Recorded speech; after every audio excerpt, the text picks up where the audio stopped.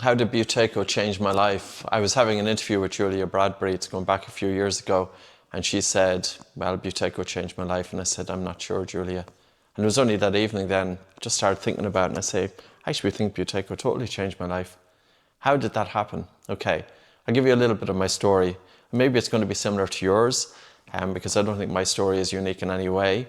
I would have been tired too, and maybe teenagers are more tired, but I was a teenager with chronic mouth breathing and stuffy nose, respiratory problems, and definitely that impacted my concentration. So, for example, how many of us have chronic mouth breathing, are sleeping poorly, are breathing fast and shallow, inducing a stress response, and yet we are expected to perform.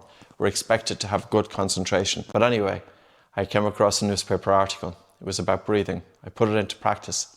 I decongested my nose and I started breathing less air, breathing light. And I could feel the temperature of my hands increasing. But I woke up the second morning and it was the best night's sleep that I ever had. And when people talk about the benefits of breathing through their nose during sleep, that's why it's become a movement now at the moment, and that's why it's become viral. And I understand it, because I went from having really poor sleep and the knock-on impact of that, having poor concentration, rumination of the mind, being stuck in my head all the time, to having energy levels when I got up in the morning. So coming back to it, has Buteyko changed my life? Yes, it has.